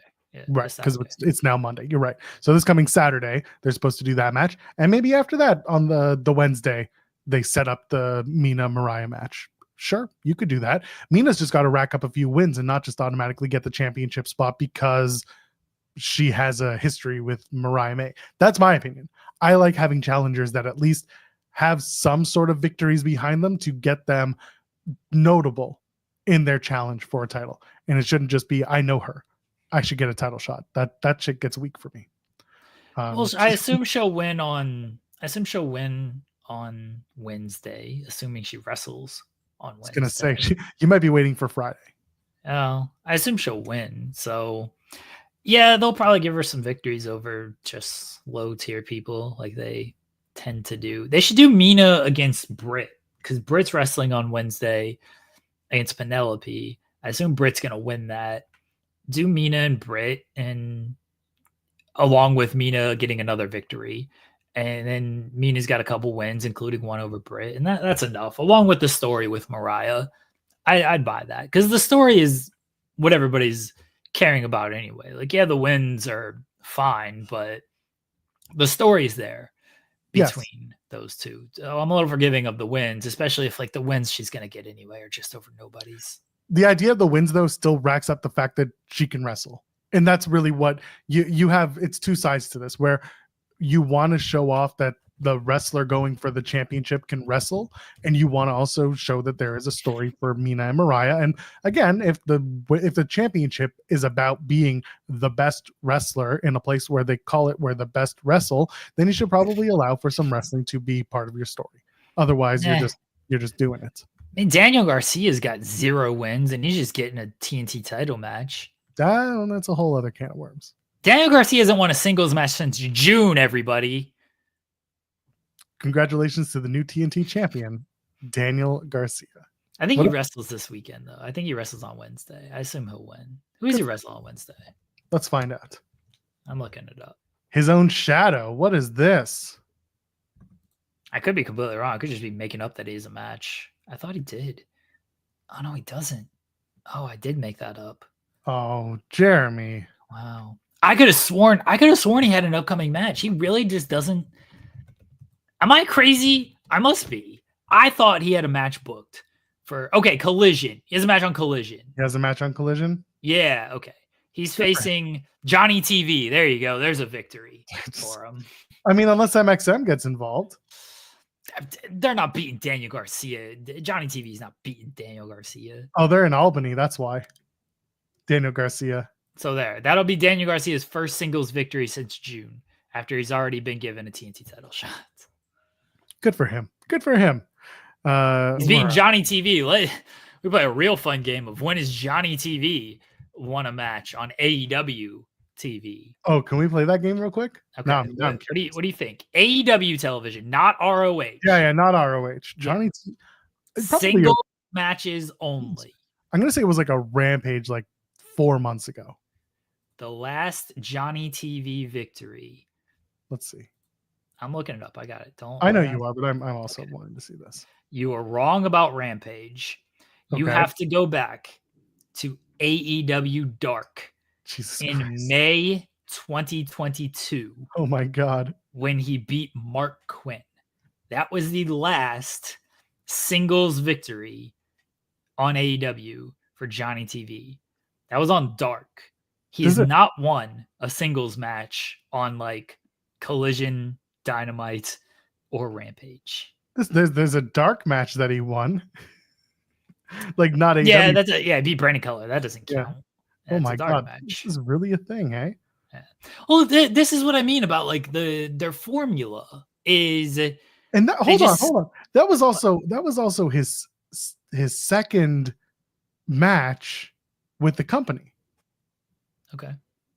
Like that was his second singles match in the company, and he hasn't won a singles match in AEW since then. Yeah. Insanity. His first match was the Owen Hart Foundation. Where Mimosa Joe beat him. Jesus Christ. Sorry, go ahead. This is what I mean about like just the formula is Johnny TV is a guy who just gets beat. So they put him in there to get beat. You know who's basically going to win. Daniel Garcia gets a little one-overness point because he won a match on television. And then you go from there. Like this is what they do. And there's nothing inherently wrong with it. It's just sometimes you understand why guys maybe aren't getting to that level you would hope they get at. Big shout out to Ashley Vox, though. She came back on AEW television, worked a match, got crushed. Back. I know, but she's on AEW television. You haven't seen her in there. It's good to see her. Sure. Okay. I like Ashley Vox. Give me a break. Is Billy Gunn okay? Is he gone? Is he dead? Where's Billy? Is he still getting the car? He's chilling. Last time we saw him, we went to go get the car, and we haven't seen him since. Yeah, he's chilling. You know, let him chill. Don't worry about him. Is he chilling in the car? He's just chilling, Joel. I don't know, man. I'm wondering where Billy is. Are you? I am. I'm wondering. He should be on TV beating all these people. That's what. Well, if Billy had his way, he would be. So who are we kidding here? Is there anything else from that Acclaimed backstager? We're getting closer to the Acclaimed getting their split on. Acclaimed top of the chain, so I bet you know the name. You think it's going to be a swerve and it's going to be Bowens who gets taken and not Caster? No. Because I don't. If that's their plan, then Max Caster might be in some trouble because he ain't working as a babyface. Nobody wants to cheer Max Caster. So no, but Bowens wants to be cheered, and the crowd wants to cheer him, I should say. Max Caster, I also think, wants to be booed, and the crowd definitely wants to boo him. So if their plan is to have Bowens go heel, that ain't a good sign for old Caster. But I think it's Caster's going to be the heel, and Bowens going to be the babyface, so that's fine. What if this is all just a roundabout, and it turns out that the Hurt Syndicate doesn't want either of them, beats them both up, and then Daddy Ass comes back, and we got to do Hurt Syndicate versus the Hell yeah. Big Billy Gunn stacking Lashley, Shelton, and MVP. That's the play. I like that. There's like a part of me that thinks that this is going to turn into Billy comes back. He got the car, and he's going to save the Acclaimed, and we're all going to be like, Billy, why did you have to come back now? Why did you decide now was the time? Billy Gunn and Bobby Lashley would be a hell of a match. That would. I feel like we've seen it. No, we couldn't have. Could we? Well, we could have. I mean, theoretically, let's look up and see if Bobby Lashley's ever faced Billy Gunn. I feel like it's possible. Maybe no, they've never, not even in a Royal Rumble match or anything. So that's going to be someone's. Let's go. Ooh. That's going to be someone's match to make. Yeah, book that one, TK. Come on, let's go. Yeah, he's gonna book that one when he can. As part of this whole story. Oh, it's happening. Oh my god, can't wait. Who's Billy kicking out at 1 to whatever Lashley decides his finisher is in AEW. You think he's gonna do the Hurt Lock, or is he gonna do something else? Oh, we should break the Hurt Lock. Yes, absolutely. Yeah, that's the answer right there. Straight up break that thing. Seems bad. He should do the Dominator again. Didn't he do the Dominator for a bit? That move ruled. I feel like for a little bit he did the Dominator. Yeah, that was a sweet move. He was doing the spear, I think, like at the end of the day. I think he was doing the finishing people off with the spear, but he just did the Dominator again. That's a sweet move. Yeah. Way ahead of his time was that Ahmed Johnson.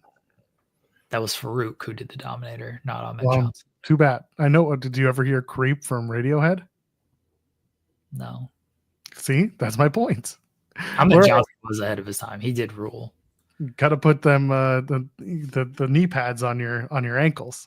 Dude, Ahmed Johnson. I thought that was the guy, and he just so did they. Wasn't. They should have been. Yeah, well, and then the bell rang, as someone in the podcast world says. Who cares? The bell rang. Gives a shit about the bell ringing. The Pearl River Plunge was a sweet that was a great move. Legit. Now you know Nick Wayne's doing friggin' Pearl River Destroyers out here.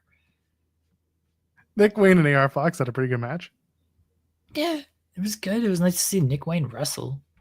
Yeah, it's good to see him back in the wrestling ring doing a singles match. It was good.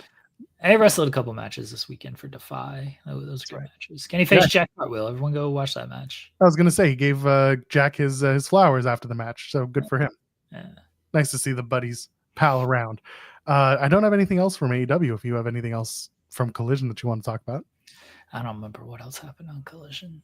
Honestly, at this rate, we may get out a little early today, because other than this, there's New Japan stuff. They did at least add some matches to the Wrestle Kingdom and set up stuff for Wrestle Dynasty. So where should we go from there? Mox showed up, kind of. Told you he would, kind of. He's gonna send somebody. So there's that. I hope he sends Marina. He said, it's Marina versus Shota. Yeah. Yeah, that's something that New Japan has been historically a big fan of, intergender matches. Well, they got historic crossover, but other than that, I hope he sends Marina, and then just Marina beats the hell out of Shota. I think it's just going to be Wheeler Yuta, and that's going to be that. Here's the thing: Shota might be the IWGP champion going into Wrestle Dynasty. Do you think so? I wouldn't be shocked if they have Shota beat Zack Sabre. It would not shock me. Jeez, the fall of TMDK in like a month.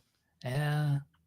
I think they want to make Shota, and a Gaijin winning the Wrestle Kingdom main event, just at some point you think they got to do it, but also historically they haven't done it. So I just don't know if it's going to happen. So I could easily see Shota winning this.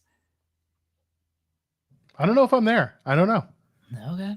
I feel like Zack Sabre Jr. has a little bit more. I know that there is the stat that, no Gaijin has won their title match in the Dome. I think that was a thing. I think you and I have talked about this. Is that right? Yeah, I just said it. Yeah, I don't listen to you half time. No, okay. I was just making sure that we know this. Finley and Tsuji was made official for the Dome. This is a match where Yota Tsuji walks out with the title, with the global championship. Maybe, but then Finley did like an open challenge gimmick for Wrestle Dynasty. So is he just gonna have an open challenge with no title? I wouldn't answer that. I'd be like, well, maybe Darby Allin would probably do it. Someone stupid like that. Someone who's just like, yeah, I want to fight you. Let's go. That's fair. Yeah, I can see Yota Tsuji winning. So real quickly, going back to Shota.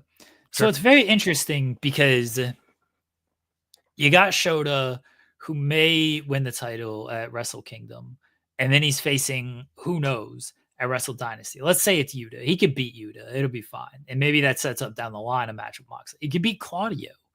That's fine. He can beat Pac. That's fine. Moxley's a little bit tougher of, okay, you're going to beat him. But if Zack Sabre Jr. wins, he's facing Ricochet the next night. It's possible Ricochet is the international champion by this point. So then you got to play, okay, well, your world champion, your IWGP champion ain't losing. But I wouldn't be too keen on like beating my newly crowned international champion either. As a newly crowned, because it's going to be within 2 months. So it's not like he'd even have the title. If he wins the title, it'll probably be at Full Gear. So it'd be like 5 weeks he's had the title. I wouldn't really have my champion of 5 weeks losing that match. So that's why it could just be Shota. Shota wins, and Shota just beats Yuta the next night. That doesn't feel like a strong main event for Wrestle Dynasty, though. Shota and Yuta, that doesn't scream main event match for this like crossover show. Oh, the main event is the Bucks tag match to me. Yeah, if it's Kenny and Tanahashi, but like, yeah, no, it's not Kenny and Tanahashi though. Kenny's probably facing Gabe Kidd. Honestly, Gabe Kidd and Kenny's probably the main event. Gabe Kidd and Kenny could be the main event. You're right, and that is a great crossover match between the two. I think again, the Young Bucks, we don't know who their opponents are. We could see them as early as this weekend when they're in Long Beach, because the Bucks showing up on a Long Beach New Japan show is that's not this weekend. Stop it. When is it? Oh, it's like December. Next weekend? I thought it was, well, December's in like a week. So what do I know? It's not. It's like December 15th, I'm pretty sure. It's a month from now? Who cares? Yes. Oh, you're the one bringing it up. It's next week. It's fine. That's next week. The Bucks will show up there. No, it's in December. The shows are all they're all the same time. It's literally happening right now. The Bucks just showed up. I'm watching it here. They're at the Long Beach show. I don't I'm know who watching the Bucks are gonna face though. The tag team division in New Japan, like it exists. It's allegedly around. I don't know who the Bucks are gonna face at this show. They should face TMDK. They're a bunch of losers. They just lost the titles. Yeah, well, everyone needs a loser team to face. Uh, They should face.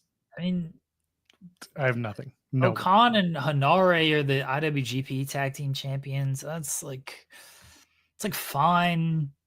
I think if it's Tanahashi and I don't know who you get to team with Tanahashi. I mean, if you want to do Oleg Boltin, because he's kind of been teaming with Tanahashi, maybe you go there.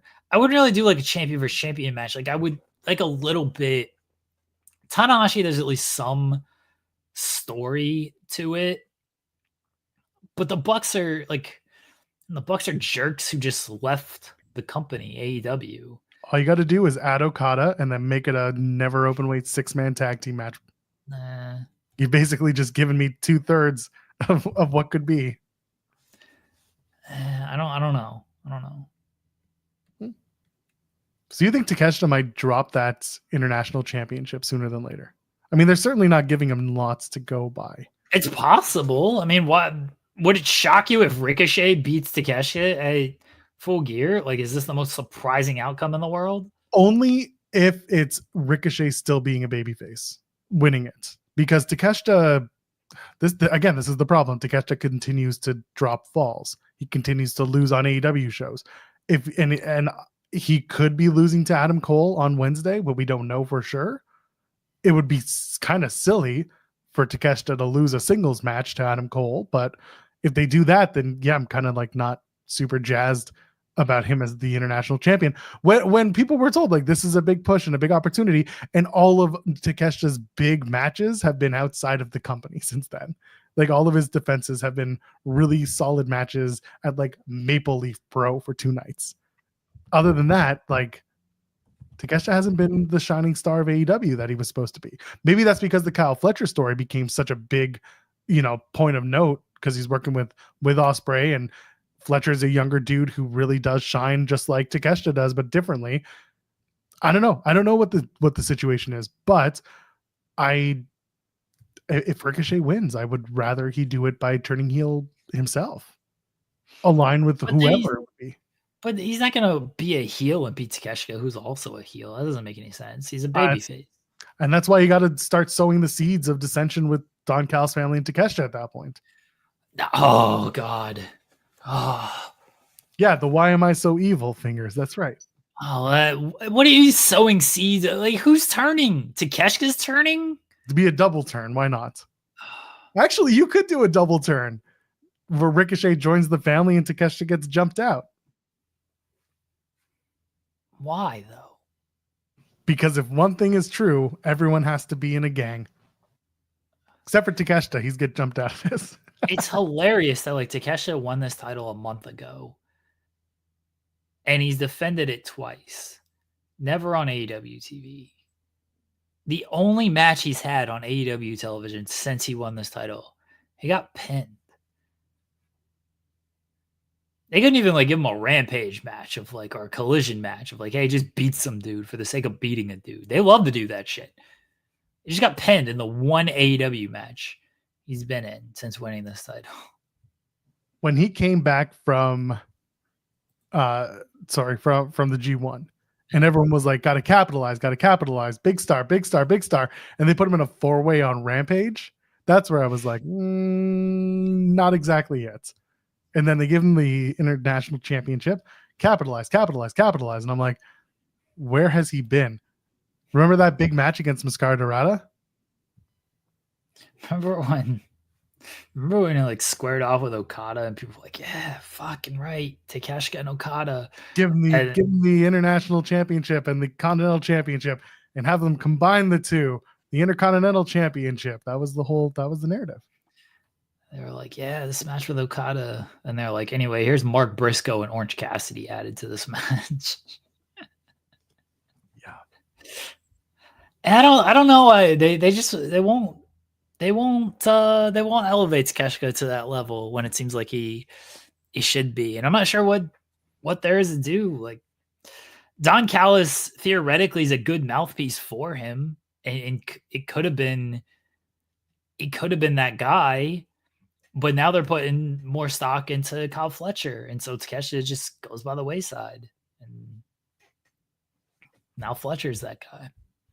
Going back to the Yota Tsuji thing, if Yota wins the global title, doesn't he have a match with Jack Perry the next night? Yeah.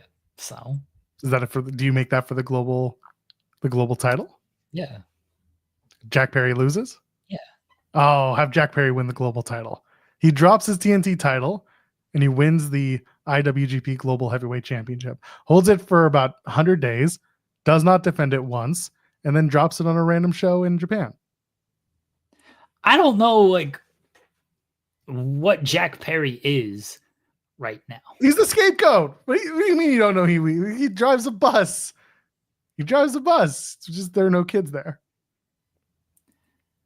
Like Jack Perry is just like, I think he's fine, but I don't know if they've got like any idea what to do with him right now outside of get him punked out by Daniel Garcia. I like that he at least fired back and like shoved Garcia after Garcia once again just like grabbed him by the face. Like, Garcia is just little brothering this dude so much. At least Jack Perry, he showed more fire against Peter Griffin than he has against Daniel Garcia. But He really shouldn't have done that shot. Like, Jack Perry can lose. Like, he can lose to Yota Tsuji. I fully expect him to lose to Yota Tsuji, especially if Tsuji's the champion. I probably wouldn't beat Tsuji on back-to-back nights either. So I'm way in on Yota Tsuji just beating David Finlay and then beating Jack Perry, because I wouldn't have Tsuji lose both of those matches. I guess he could lose to Finlay and then beat Jack Perry. I don't see a world where Jack Perry beats Yota Tsuji. I just don't. I do, and it's a great world. It's a wonderful world. People are listen. The global championship hasn't exactly been used to its fullest potential. Nick Nemeth held the damn thing. But the global championship, because it was what they call it before then. It was Ospreay had it. They were the UK. It was the US title that became the UK title, and they called it the global title. I don't think that's right. It is. It was the US title. Then Ospreay won it from. It was the US title. Yeah, and then they made it the UK title because Ospreay won it, and he was a heel, and then he dropped it, and it became the global championship. Yeah. I'm not completely out on the New Japan lore. I do have my moments. The Long Beach show is currently going on, and it's fantastic. Yeah. Bucks just called out Kenny Omega and Gato. My God. I thought we were going to get a Kenny Omega appearance on Friday. Gabe Kidd was headlining that show. He was always going to beat Fujita, and I thought we were going to get Kenny at the end of that show in some capacity, whether it was a video package or whatever it might have been. But no, I didn't. I was disappointed. Like, I just thought like he was going to be there. For those who are wondering more about the decision to have Kenny go to Japan instead of AEW, check out the interview with Rocky Romero that Sean did. He did ask about it. And Rocky Romero said, "Oh, you dork, shut up." I'm just saying, you got to watch it. I'm not saying he's right. I'm just saying we did ask the question as an organization, as a news outlet, a reputable news outlet that does reputable interviews, allegedly. We did ask. Rocky said what I think a lot of people are saying, what I certainly said. Yeah. It's just Kenny's call. Like, I think this is what Kenny wanted to do. He did add, though, sorry, just to add some context, he did add that, AEW did receive a lot of New Japan talent, and a lot of New Japan talent have moved over to AEW over the last few years. And this is almost as kind of we're not going to be dicks about our partnership. This is he framed it as a win-win, as like a New Japan needed New Japan got some star power. Kenny has a soft spot for New Japan. AEW has still been a recipient of a lot of New Japan talent. So this is how we're kind of evening things out. This was a Kenny call. If Kenny said, I want to return to AEW and this is where I want to do it, Tony Khan wasn't going to be like, how about you go do it in New Japan because we've taken Okada and Ospreay and Jay White over the years. It would be good for you to actually do it in New Japan. Tony Khan would have been like, yeah, okay, cool. You want to come back on AEW? Who do you want to wrestle? This was 100% a Kenny call. And you can frame it as, it's good for AEW and because they've gotten a lot of our talent and all the big shows have taken place and on American soil. This is nice that, we're going to do a big show, partnered show here in Japan. Like, this was Kenny saying, I want to do my return in Japan. And AEW and Tony Khan, rightfully, by the way, I don't begrudge Tony for doing this at all. Tony saying, whatever you want to do, Kenny. With everything you've been through, with everything you've done for us, with everything you've done for wrestling, if you want to make your return there, okay, you make your return there. Yeah, fine by me. Fine by him. Everyone's happy. Kenny will show up in January, hopefully in the ring. Hopefully. Allegedly. We'll find out soon enough. Anything else from the weekend? No, I mean, Kenny wants to. It's very clear he wants to. hopefully he's healthy enough to be there. Would be nice. I mean, I'd like to see him as long as he's healthy. I have nothing to add about this week in wrestling. Do you? Got Raw tonight. What about that MLW show last night? You want to talk about that? All I want to talk about is the fact that Matthew Justice won the National Openweight Championship. Yeah. That's all that matters to me. Okay. Talent, if you have a show, come and be on ours. We'll make you win. We make winners on our show. Do you think like people like bookers, you think like Court was like, oh man, Matthew Justice, he was on In the Weeds. Now we got to put him over. I think that's exactly how it goes. Okay. I think they saw that episode 1, we had a new Knockouts champion, Deonna Purrazzo. She was on our show. And then episode 2, the new TNA, or I guess Impact at the time, world champion, Steve Macklin was on our show. Big fan. Don't let anyone else tell you otherwise. He was on our show. We bring champions. Hyon joined our show.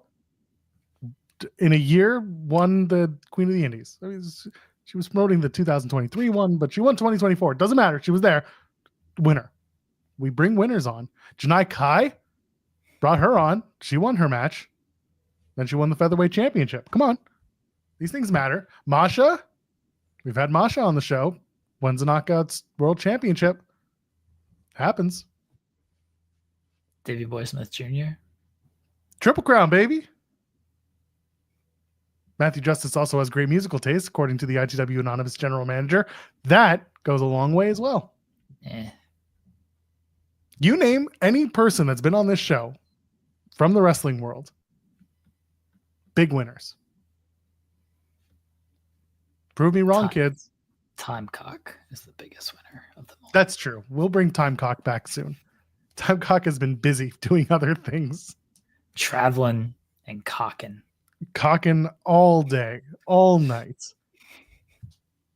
Should we cock into WWE RAW tonight? What day is it? I don't even know. Clearly, you don't know. You thought it was like a month ago. I'm watching the long. You were time cocking.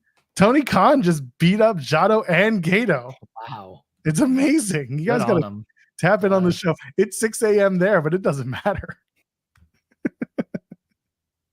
Bronson Reed will be on the show tonight on Raw, not on the Long Beach New Japan show.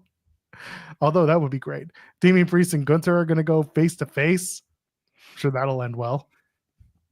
And for the women's tag titles, Bianca Belair and Jade Cargill, who are not best friends. Don't forget, they're not best friends. They actually hate each other, even though they're big smiling and enjoying each other's company on TV. They take on Liv Morgan and Raquel Rodriguez. That's all that's announced for Raw, at least according to Fightful.com. Grand Rapids, Michigan tonight. 2-hour show once again. Taping 4 hours of television because that's what you do. Like it's fine. It's like a fine show. Nothing. The women's tag team title match feels like we'll get some shenanigans going on there. I mean, I'd probably just beat Raquel and it'd be okay. Yeah, but it does feel it looks strong too. Yeah, you don't want to beat Liv. Like, she's your women's world champion. That wouldn't make any sense. And she's got to defend the title against Io at some point. So I wouldn't beat her. I don't think you're going to do a title change, but maybe you are going to do a title change, and maybe this is the seeds of Jade Bianca losing it. But they've also set up a match with Nia and Tiffany. That's why I think we get shenanigans here. Like, maybe Tiffany comes out and fake cashes in, and that's that. And then she just steals the women's US title. That's what she should do. No more worrying. Just taking the title and running. By the way, we didn't talk about this. Shout out to WWE for understanding that when you have a Grayson Waller effect talk show, it ultimately just devolves into a match. So they just made the stupid match. Good for them. Yeah, they were like, these Bloodline segments are going to go long. So let's cut out one of these talky talks. Yeah, let's just cut out this segment that leads to the match and let's just book the match instead. That was. Yeah. But the Street Profits are up next. This comes back to our conversation from Friday. They want the smoke. They want the smoke, but they don't want to do the solo cups anymore. They don't want to bring the swag anymore. Well, they do, but they want to do it as bad guys. They always bring the swag. That's true. Like nobody can, whatever the rest of the line is to the song. Brag. What's that? They don't mean to brag. They mean to brag, but they're about it. Yeah. Right? Something like that. Regardless, Banger. they're getting there. We're getting closer to that heel Street Profits team. I would like to do that. And if it starts with the Motor City Machine Guns match, then I'm all about it.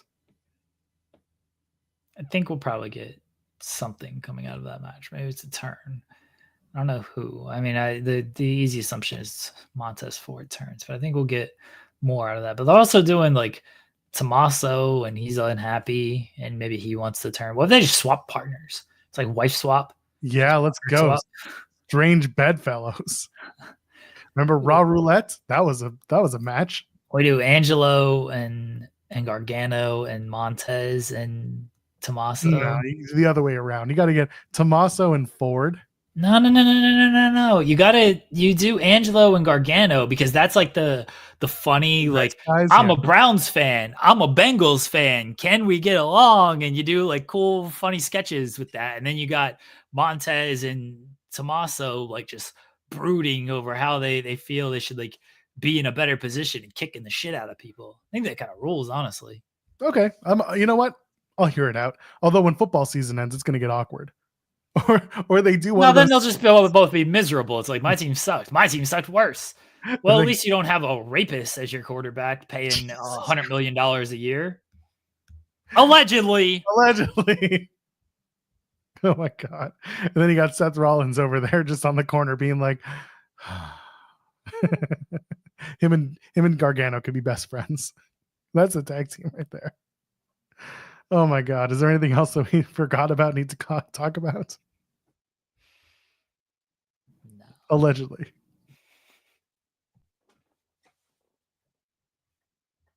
We're just going to sit here in silence for 8 minutes. What? I'm good. I'm good. I didn't know if you had anything else you wanted to bring up. I like it. Oh, okay. Serious thoughts on the pile driver angle.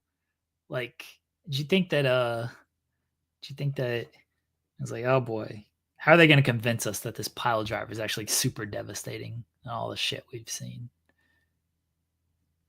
So I mentioned it earlier. I understood how they made it important. The aftermath was what made it important. The way that they set up the move, the way that they executed the move, not so good. And they couldn't really reshoot it in a way that made it better because like Kevin Owens lands in a way that wasn't like straight legged. He tried to protect Randy's body, which is like, again, that's what you're supposed to do. You're supposed to protect your dance partner, and he did the right thing. It just doesn't look as believable when you're then trying to sell it as, oh my God, he may have broken Randy's neck, and we're going to take him out on a spinal board, blah, blah, blah, blah, blah. That stuff was a little difficult. I think that the commentary team did a really good job of selling it when you had Corey Graves being like, why are you showing that? Stop showing that. This is a problem. Don't show this. And Graves has a history of neck issues himself, and concussion. So for him to be up in arms about it, that means something. So I do appreciate, again, that they're trying to make it a big deal. I just come down to like, it sucks that the look of the move didn't look as bad as you traditionally would see it. But I'm willing to give that up because I understood what the gravitas was supposed to be. Your turn. I thought it was good. I like that they tried to sell this as this devastating move because we don't see it often on WWE TV. I know everybody points to the CM Punk John Cena match is like kind of the last time we really saw it. And like, I certainly can't remember when they did it. It is a banned move. I do think people have maybe hit a destroyer between the CM Punk match and the Kevin Owens spot. I assume at some point there's been a Canadian destroyer in WWE. Yes. Should we? Sorry, I got to break in. Andrew Zarian had finally posted it. Yes. Spoke to someone recently and was informed that ROH will be running New York City for Final Battle 2024. Possibly the Manhattan Center. Possibly Hammerstein. Possibly everywhere. Well, we're going to find out over on FightfulSelect.com. Sorry, I needed to get that in there. They saw the vibes that ECW were able to create on NXT that they lost to, and they were like, how do we get some of that? And so that's what they've decided to do. So this is another victory for a promotion that's been dead for 3 decades. Story time with Adam. Sorry, I'm done. It's not 2017 anymore. I'm sorry, folks. Battle's supposed to be in like 2 weeks. Well, it's right now. I'm watching it. Oh. It's on my TV. Oh my goodness! I just want to see, what do they say time wise? Final Battle season, but yeah, they don't have a date, I guess. No, I would assume. I mean, you're not going to run up against a WWE. Maybe you are. I don't know. I don't know if they're going to run a Saturday night because Collision runs on Saturday nights. So I don't know if they're going to run against Collision when ROH usually tapes on Collision. So Collision dates December 7th. That's an actual Saturday. I'm trying to see if there's like a taping. December 12th that's a taped show. So maybe that Saturday, December. So last year's Final Battle was on a Friday. Okay. Ring of Honor once upon a time used to run Friday pay-per-views as well. So it's possible that they're going to do that. All right. I mean, so are you going to do it the Friday? So the New Japan show is the 15th. You can do it the 14th, but then you're flying talent cross country, which I guess is possible. No, the 15th is a Sunday. Sorry. Yeah. The 15th is a Sunday. 13th. You can do it on the 13th. I guess that's possible. Where's ROH? That's in St. Louis on the 12th. That's fine. It's not impossible. No. That's pretty. I guess the 13th. I don't know if you don't really want to run it against Saturday night's main event. That's the 14th. That's asking for people to like not pay attention to your show. If you run it on the Friday, well, maybe. I don't know. You don't know what? I don't know what makes sense in terms of timing, and if you want to run the day before they do the Long Island show. They do when they do Nassau. Yeah. You could, and again, if the venue is going to be Hammerstein, like it's not a big room, they can do the number needed to make it to make it work. But yeah, I don't know. I don't know what works best. And like, let's not pretend that this is going to be like the hottest show ever. It's maybe going to have a Jericho World Title match, and it's maybe going to have finally the passing of the torch from Athena to Billy Starks as women's champion. Like that's a story that's long overdue. They didn't do it last year at Final Battle, but now they're finally starting to go back to it again. So like, this is it. They gave Billy the inaugural women's TV title. So now it just makes sense, since she dropped it at the last pay-per-view, that Billy Starks would be. How's that title doing? It's red now. But anyway, it would make sense that they would have the Women's World Championship match main event that show and have the big passing of the torch. Is Billy over 21 yet?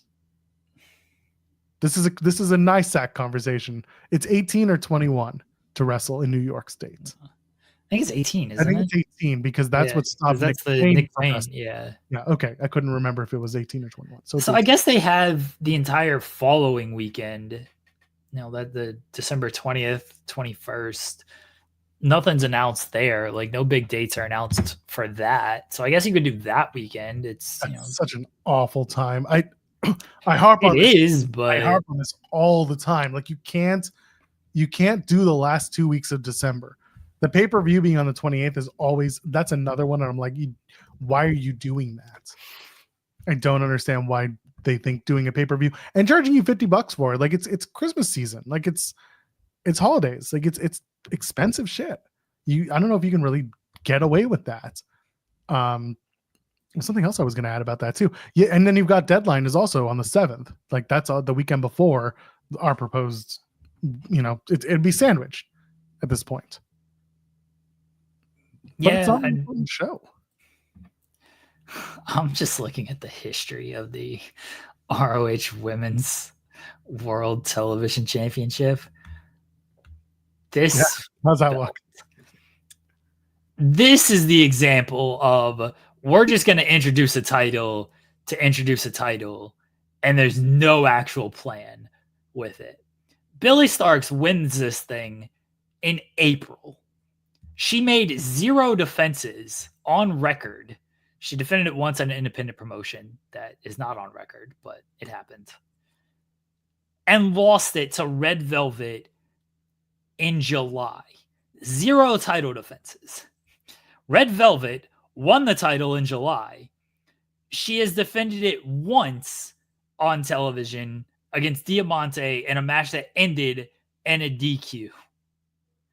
That's it. This television championship has been on television one time since April. That is absurd. Anyway, the WWE US Women's Championship will be. This is kind of what I was getting at. Is you bring in the pomp and circumstance, and then the titles get lost. And like again, this is not a tribalist thing. This is just like this is what I've seen now with Ring of Honor, and this is what we've seen in other companies. And I don't care. I'm glad that the knockouts. The TNA knockouts never did a mid card. They just brought back the tag titles, and that's been poorly put together. But at least they just stuck to tag teams and a knockouts title. They should rename this title the women's untelevised title. Yeah, and then just like pretend that they have title defenses that are just not televised and not recorded. I just lie about it.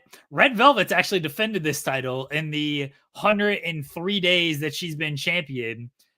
She's actually defended this title 559 times. She did. You just haven't seen any of them. Yeah, she went on a tour of Brazil, and you just couldn't see the matches. She went to North Korea, and state-run media won't let them show the matches. Piledriver finisher saying, "Just protect Athena." Well, listen, that's what they're doing. Like if you watch any of the Ring of Honor shows, she is very well protected, and hopefully she has a main event match against Billie Starkz and finally drops the Women's World Championship. That's it. Red Velvet has actually had 559 title defenses. She did back-to-back-to-back quadruplicate, triplicate, double, back-to-back, infinity, 2,000, 3,000 times infinity gauntlet matches. Huge. In a 48-hour period. Can you believe that? It's a big deal. Good for them. Anyway. Well, this title rules. Well, we did it. We made 2 hours because of that. I was hoping that the news would be enough for us to push forward. Jeremy, shall we get out of here for real this time? I'm getting hungry. Oh, sure. Anything to plug? No. Watch wrestling or don't. I don't care what you do. Just come back on Wednesday and talk with us. Maybe don't. I don't care. For Jeremy Lambert, I am Joel Pearl. Go check us out. It's Threads, Blue Sky, wherever your socials are. Just be I'm kind. Active on Blue Sky, allegedly. So am I. Ladies, gentlemen, friends beyond the binary. We'll see you there. How about that? Cheers.